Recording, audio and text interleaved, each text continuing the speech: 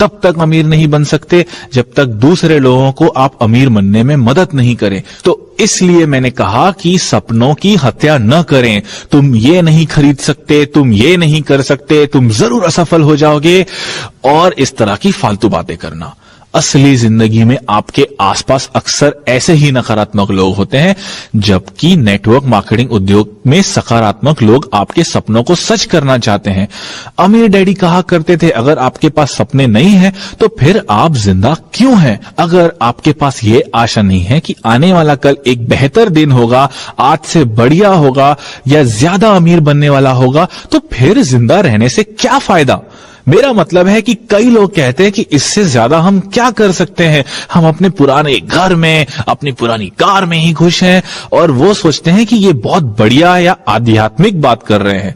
मैं तो यही कहूंगा कि वो खुद के साथ ज्यादती कर रहे हैं। अगर आप में बेहद अमीर बनने की क्षमता है तो क्यों ना अमीर बना जाए, और यही नेटवर्क बिजनेस आपको मुझे एक औसत आदमी को सिखाता है, और मैं इसलिए इसमें शामिल होने की सलाह देता हूं।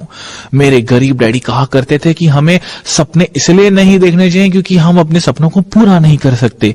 हमारे पास डिज्नीलैंड जाने के लिए पैसे नहीं थे, हमारे पास बड़ा घर खरीदने के लिए पैसे नहीं थे, और मेरे अमीर डैडी का कहना था कि अपने सपनों को मत गवाओ, क्योंकि अगर आपका सपना आपके हाथ से चला गया तो फिर जिंदगी जीने लायक ही नहीं रह जाती।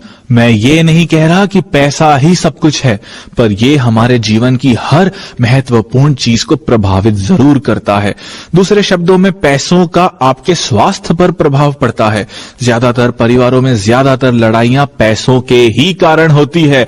तो पैसा हालांकि दुनिया में सब कुछ नहीं है, फिर भी ये हमारे जीवन की हर महत्वपूर्ण चीज को प्रभावित करता है, और इसलिए सपनों का होना बहुत बहुत जरूरी है।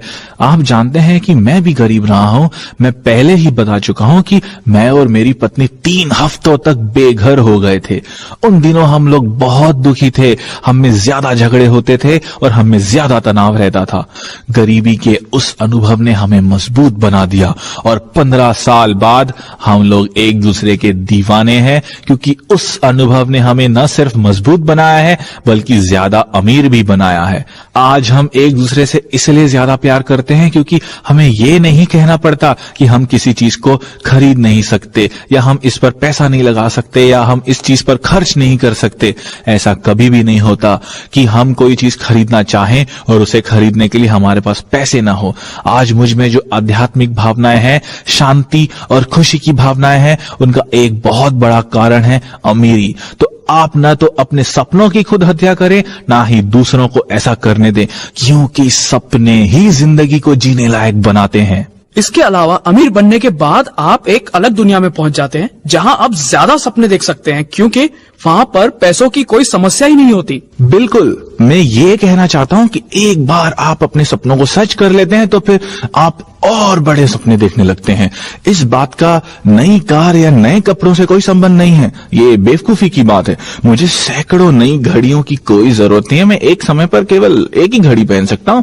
अमीर बनने के बाद मैं इस काबिल हो पाया हूं कि अपने साथी इंसानों की मैं ज्यादा सेवा कर सकूं। अभी हम इंटरनेट पर एक वेबसाइट बना रहे हैं और उसमें कैश फ्लो 101 को ऑनलाइन गेम के रूप में शुरू कर रहे हैं, ताकि लोग ये सीख सके कि अमीर कैसे बना जाए। इस वेबसाइट पर जिम्बाब्वे का कोई बच्चा न्यूयॉर्क या इंडिया के किसी बच्चे के साथ गेम खेल सकता है। पहली बार मैं करोड़ों लोगों को यह सिखा सकता हूं कि अमीर कैसे बना जाता है, उन लोगों को जो नौकरी के जाल में फंसे हुए हैं। ऐसा करके मुझे खुशी होती है, और मैं ये सब बिना अमीर हुए नहीं कर सकता था। यही सपने देखने की शक्ति है, और मेरे ख्याल से मेरे इस सपने को हकीकत बनाने के लिए जिम्मेदार था नाइटिंगेल कॉन्वेंट का ये tape set, making money on the web. ये टेप सेट हमें सिखाता है कि किस तरह अमीरों की तरह दुनिया की सबसे बड़ी नेटवर्क वर्ल्ड वाइड वेब पर पैसा कमाया जा सकता है।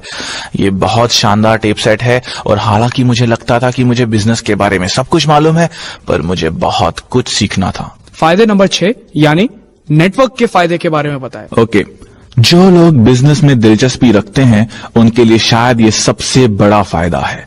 इसका कारण है कि ज्यादातर लोगों को नेटवर्क की पैसे कमाने की ताकत का अंदाजा नहीं होता।